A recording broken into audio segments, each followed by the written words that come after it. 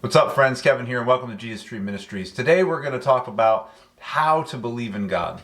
This video is for anyone out there who might believe that they're an atheist or an agnostic and have maybe a desire to believe in God, but don't really know how to get there and stay intellectually honest with themselves. I believe this video will help you, so stick around.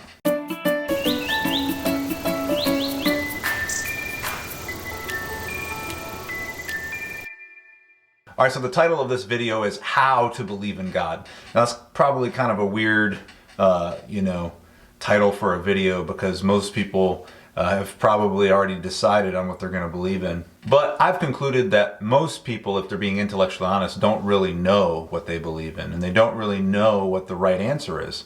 And sometimes it's even hard to formulate your own opinion because you have so many different people telling you what to believe. But if you're watching this video, it means you probably have something deep in your heart that's telling you that you should believe in God.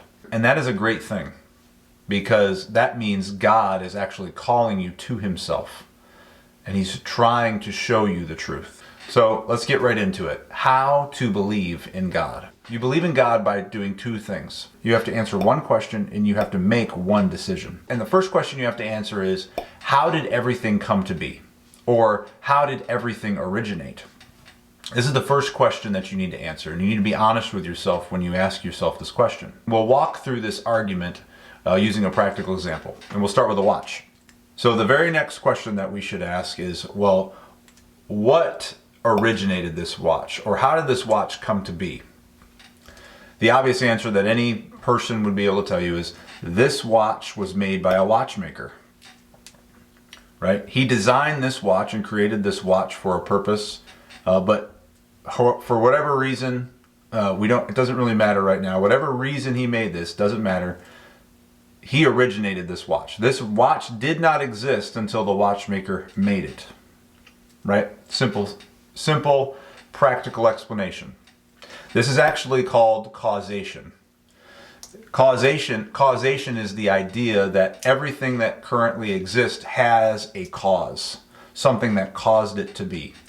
The causation of this watch was the watchmaker, or the originator of this watch was the watchmaker. But the next question in the order of this argument is, well, who made the watchmaker? Or who or what was the originator of the watchmaker?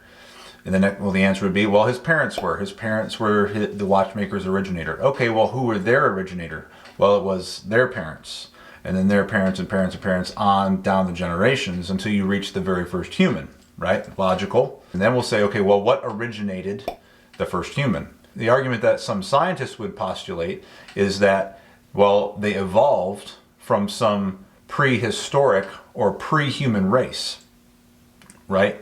And then whatever came before that evolved from something that was even older, going all the way back down to a basic form of a primate, down to some basic form of a mammal, down to probably some lizard or something that crawled out of the ocean, all the way down to an amoeba, something single-celled organism type deal.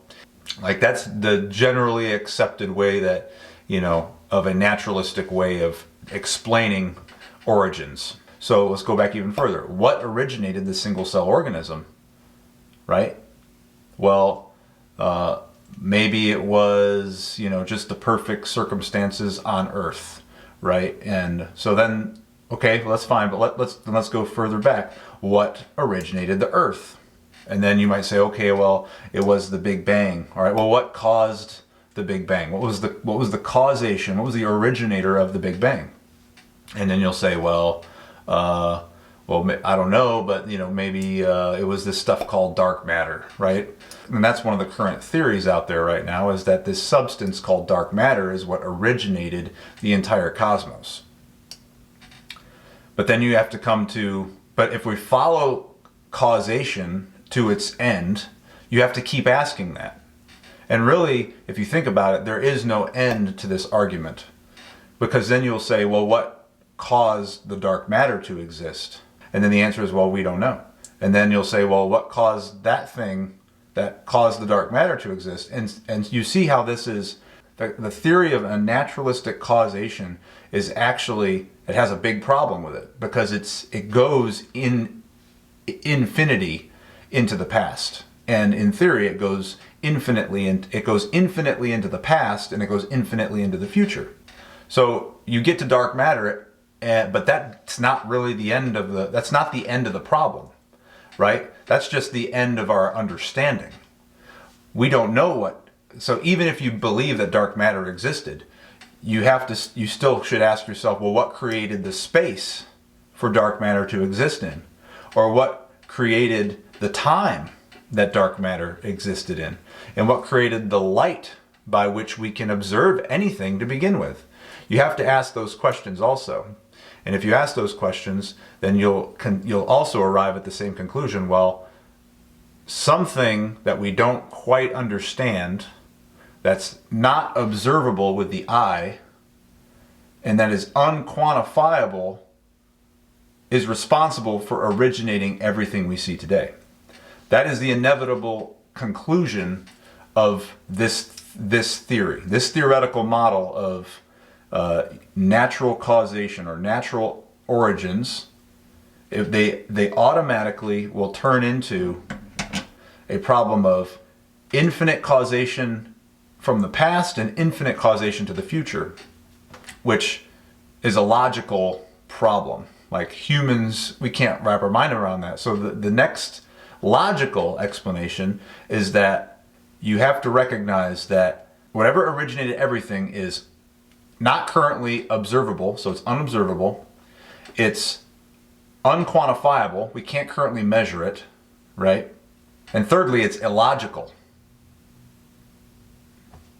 meaning it doesn't adhere to our current conceptions of logic the way the natural world works. It doesn't adhere to that. There's a word for that type of phenomenon, that type of thing, something that's unobservable, intangible, illogical, unquantifiable. There's a word for that, and that word is supernatural.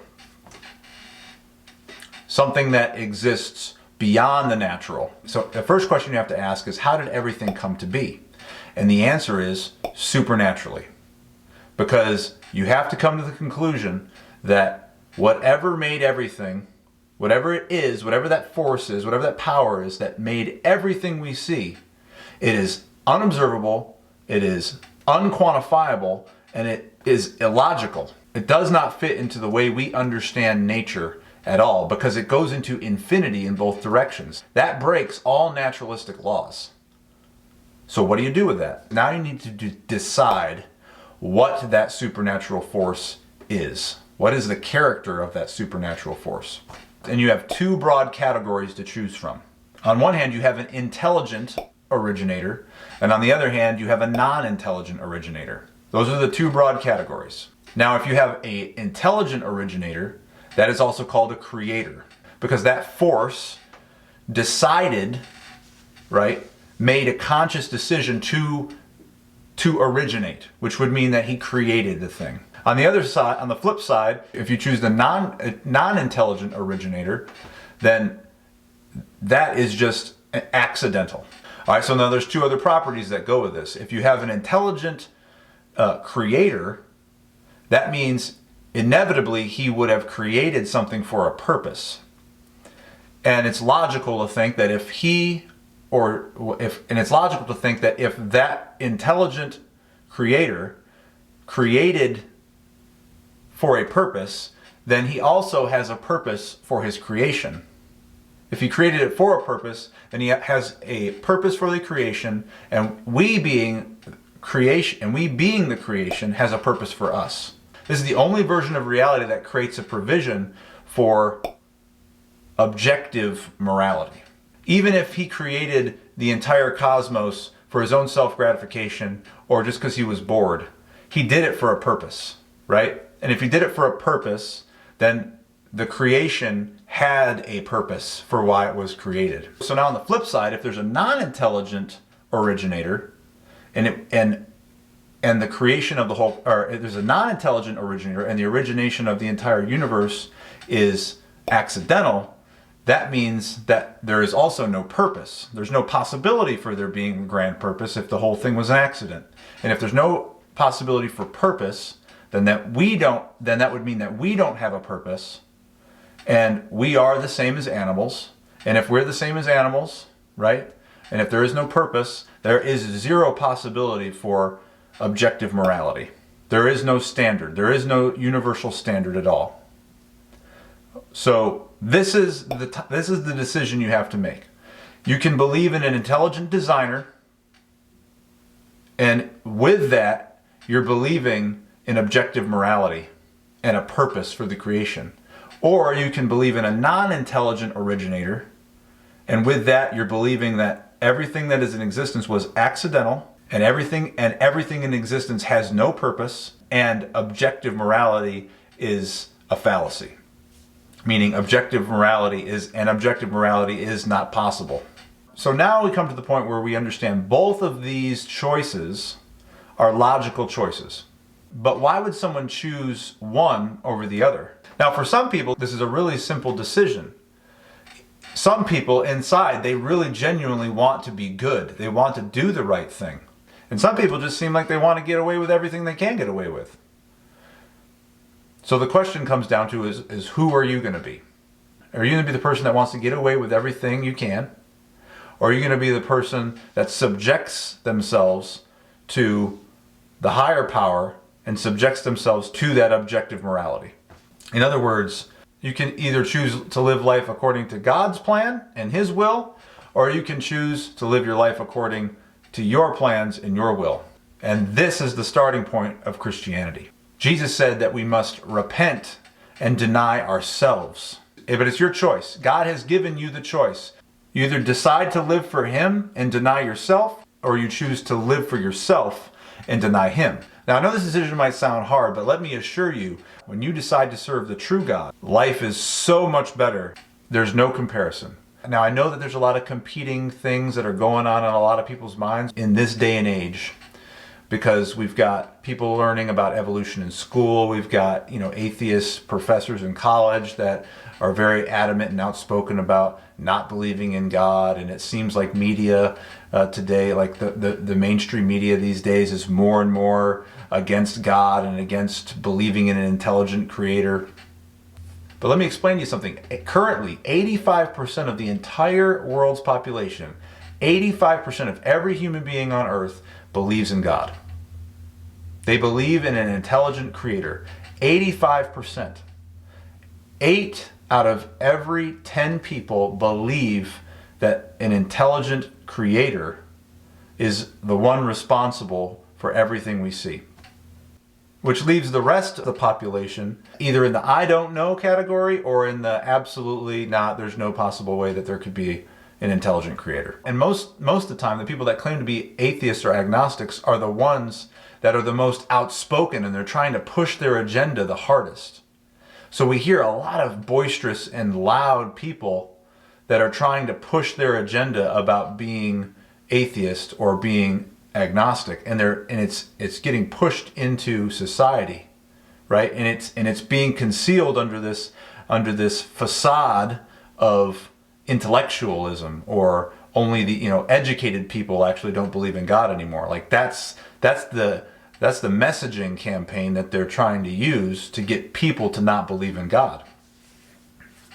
But the truth is that 85% of the world, which includes a whole bunch of smart people, a whole bunch of PhDs, a whole bunch of highly educated people, 85% of the whole world believes in God. Now, what they call that God is it varies and it differs. But the point of this video is to get you to a point to acknowledge that you can believe in God and be intellectually honest with yourself the entire time. In fact, some famous people throughout history that believe in an intelligent creator: Galileo, Albert Einstein, Sir Isaac Newton, Napoleon Bonaparte, Martin Luther King Jr., Charles Dickens, Vincent van Gogh, Johann Sebastian Bach, Michael Faraday, Tom Hanks, Winston Churchill, Denzel Washington, and every U.S. president from George Washington to President Biden have believed in God. Now, I pray right now in the name of Jesus that whoever is watching right now, that you believe and accept God, and that you will go deeper with Him, and that you will seek to actually know who He is, because He desires to know you more than you could ever imagine.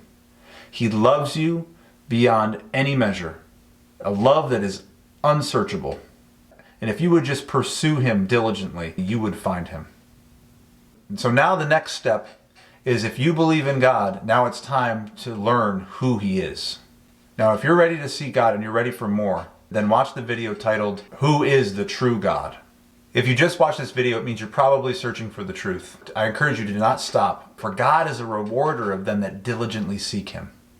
So don't stop seeking him, because if you seek, you will find. I hope this video was helpful to you. If it was, please like and subscribe so more people can watch it. I'm Kevin Joyce, and this is Jesus Tree Ministries.